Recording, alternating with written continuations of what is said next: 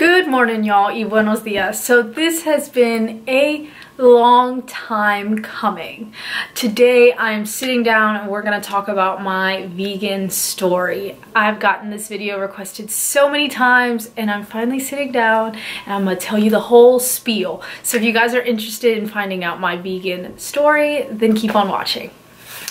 Okay, so by no means was this an overnight transition. By no means was I raised vegan. So there's so many people who have like claimed that I was like, oh, it's easy for you because you were raised vegan. Like, I don't even know where anyone would get that idea from.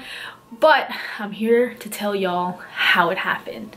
Okay, so a little backstory. I was raised in southern Louisiana, so we ate a lot of Cajun food all the time, deep down, fried, boudin, cracklins, po' boys, like you name it, that's what we ate. And then at home, Salvadorian, comiendo fajita, pupusas, like the whole spiel, pollo asado, everything. And so grew up on a very traditional Salvadorian diet, and then grew up in southern Louisiana, so ate a very traditional southern diet. And so yeah, that was just the norm. That was what we ate all of the time, and we never really thought anything of it.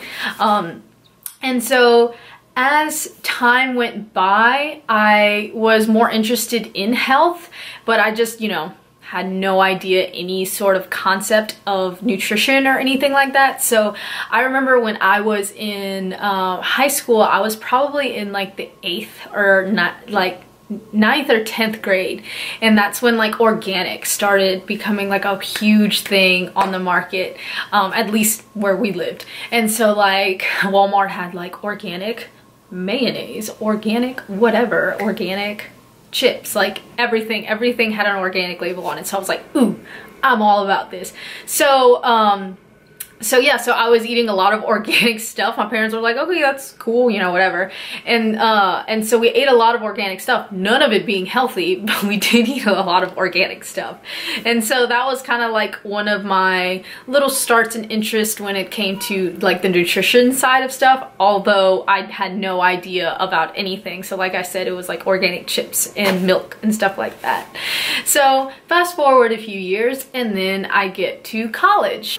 And that is when I found my best friend Lindsay. And so Lindsay had been pescatarian for forever, since she was like 7 or something like that. And to me, that was hilarious. I was one of those stereotypical people who thought that people who didn't eat meat or people who didn't like eat the conventional diet were weird and like should be ostracized. And so I made fun of Lindsay all of the time for being pescatarian. And so we'd go on Wednesdays to this church on campus that would give free food to the students. And so we would go over there and they'd have like jambalaya, or they'd have like, you know, whatever, pizza or whatever. And so I'd get so excited because Lindsay couldn't eat a lot of the stuff, and I would be like, yay, more for me. Like I said, I was one of those people. And so I remember at that exact same time, this show, and it's old, but it was like a YouTube channel that was called like Epic Mealtime, and I was so into it, and it was just like the most ridiculous like premise ever. It was just a bunch of people who would make these obnoxious food combinations of like pizza, and you top it up with a bunch of burgers, and then you put a bunch of cheese on it, and then you stick it in the oven, and then you put a whole rotisserie chicken on it, and then you eat it. So it was like that kind of stuff, and I was so down for that because like I said, I had always been like in your face kind of eater, like give me all of the food, like that was so me. And so also by that point, I had been working at Sonic for like several years. I started working at Sonic when I was like 16 or so. So by the time I was in college, I had been working there for like 4 years.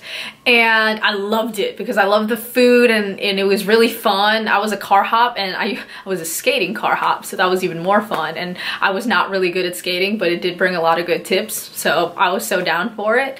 And so yeah, so I'd eat, you know, bacon cheeseburgers and chili cheese tots and all of the things every day, all of the time. And so once I was in school, I finally got another checkup, like a regular checkup, and It was like a full student checkup, which was like super cheap compared to like a regular doctor. So I was really excited about that because working at Sonic did not allow me to go to like a regular doctor. And so they did the whole checkup and they were like, okay, something seems weird with like your blood. So we're gonna need you to come back and do another checkup or whatever. So I was like, okay, like not like, I wasn't too worried about it. I was like, maybe it's a fluke. Like I feel fine, like whatever. And so then I go back and they check my blood and I have high cholesterol. And I was 18 years old and I had high cholesterol. And they were like, this is really bad. And they were like, what are you eating? And I go into an explanation of what I was eating. They were like, yeah, that's probably not that great for you. And what's so funny is that even though they told me I have high cholesterol and they told me all of these things, they never mentioned what I should do as an alternative, like, or anything like that. They were just like, that sucks. Yeah. And I was like, okay, like, I didn't even think anything of it either. I didn't think like I'm supposed to change what I'm eating. I just knew like maybe I shouldn't be eating 3 bacon cheeseburgers in one sitting. But they never told me, you know, the saturated fat that can cause high cholesterol, the cholesterol that can cause cholesterol. Like they never mentioned any of that. And so while I was now on my new health journey, I had no idea what I was doing. And so by that time, you fast forward about a year later, Zach and I are living together and we are living in Baton Rouge and we're both going to school and we met our best friend Marty there. And so we were like, ooh, we're all gonna be really, really fit now. Like we're down, we're gonna start eating healthy, we're gonna work out. And so we were working out like wild. And so Zach and Marty were boxing and we were hitting the gym like every single day, 2 hours a day. And yet we were still eating terribly. I mean, awful. We were eating fried tilapia with 3 or 4 fried eggs on the side because you got to get your protein in, you know, like we just fell into that trap of what like bodybuilders are eating and all of that jazz. So it was so much concentrated fried animal products, which was clearly not good for us. Now I know this, but at the time I was like, ooh, we're eating so good, getting our protein in, you know, working out or whatever. And obviously like it didn't do much because we were eating so terribly. And so yeah, so that was just a mess of what we thought was eating better and getting better. And amidst of all that, one Christmas, Zach decides to gift me a mini pig. And so that's where our story really begins. So I received Mowgli.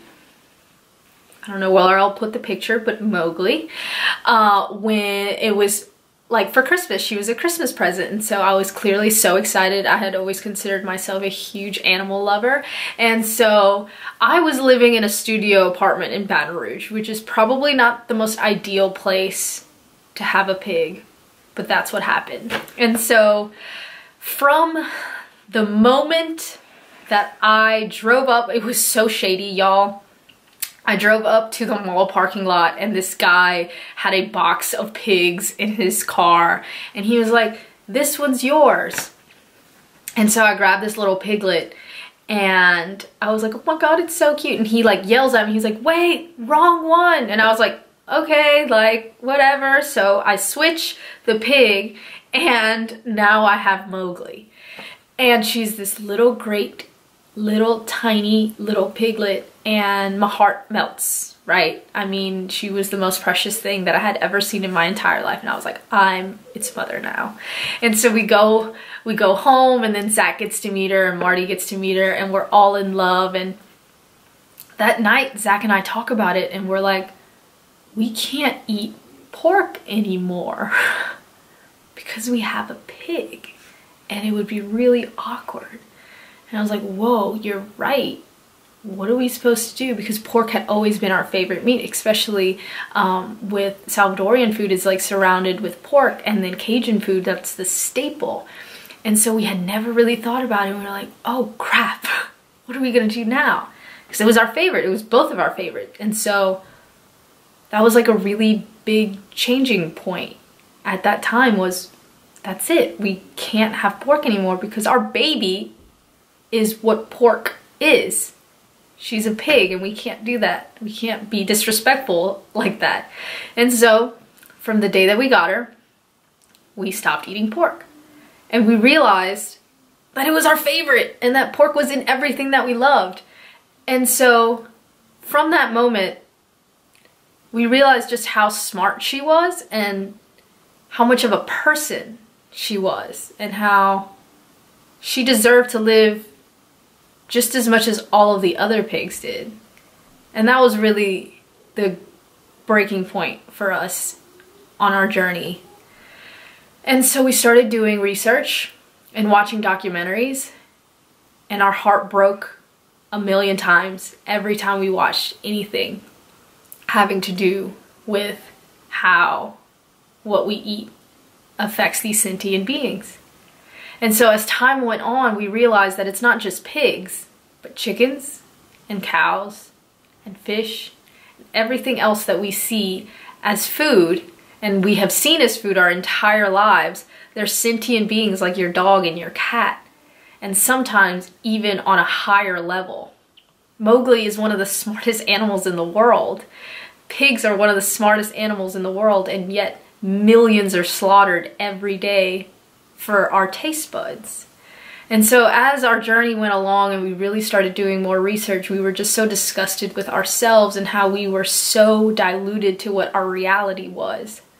And how, yeah, that burger is delicious, but what is behind it? What creature had to live their life not only imprisoned, but later on slaughtered and killed for that burger? And so once we did tons of research, and it was a slow process to slowly give up one thing after the other, one thing after the other. And then it was all gone. Then all animal products were just completely out of our life. And we realized that that's how we should have been for a long, long time. And as someone who was so used to eating just so much animal product, me and Zach, it was a game changer. It was a game changer for our family. And coming from two traditionally food-loving families, it was hard for them to adjust. We got all kinds of slack saying like, well, what are we gonna feed you now? What are you gonna do, you know, when we get together? And in the beginning, we really didn't know because we didn't know any other vegans. We didn't know anyone in our area that was eating the way that we were eating.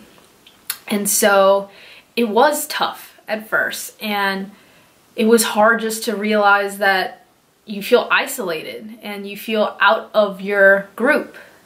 But as time went along, we started, you know, finding new food combinations and showing my brother what kind of food I was eating and showing my mom and her getting more interested.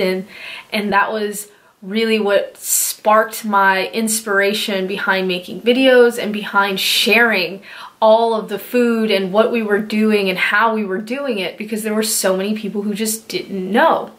And once I started making tons of friends on Instagram, I was so excited to be part of this community, part of a community of people who had come in one form or another to see these animals as sentient beings that they are, that they do feel pain, that they do experience a life, and that they deserve to have that life regardless of what our taste buds are saying. And so I met these two beautiful people, Ernesto and Lindsay, through Instagram. And Ernesto was so kind enough to just invite us over, and they live in Chicago, and so that was the first time that Zach and I went over to Chicago, and we got to meet up with them, and they were vegan activists. And so that was a whole new world for me. I had been eating vegan for a long time, but we had never met up people who were bold about it and talking about it and really having these discussions. And so we dove deep with them, and I'm so appreciative of so much of the work that they've been doing. And so I really got into speaking out and speaking to people who were curious and to people who were questioning the vegan lifestyle. And yeah, and now here we are like 7 years later, and there's no going back, because as ethical vegans, I see the value of a chicken's life or a cat's life or a dog's life or a cow's life or a pig's life as all valued. And I know that there's lots of barriers that can prevent people from going vegan, from eating in that way, but it's all about being aware and doing the best that you can with the resources that you can in the aspect that you are in. And so that is my story. Like I said, it wasn't an overnight thing. By no means was I raised vegan or anything like that. It just took some eye-opening. It just took some realization, and now that's how we got to where we are today. And I'll put tons of links in the description box below of videos and clips, both informational and graphic, because sometimes you gotta see that stuff. Sometimes you gotta realize what's really going on. And I'll add tons of resources for you guys. If you guys are interested, always feel free to DM me on Instagram. I get so many messages asking about like, hey, so what do you suggest about this? Or even emailing me. Anything like that. I'm always down to help people who are either just interested in finding out what to do or are struggling with transitioning. And so I'll leave all of that info down below. As always, if you guys have any comments or questions, please leave them down below. Tlazocamahti for watching, and I'll talk to y'all later.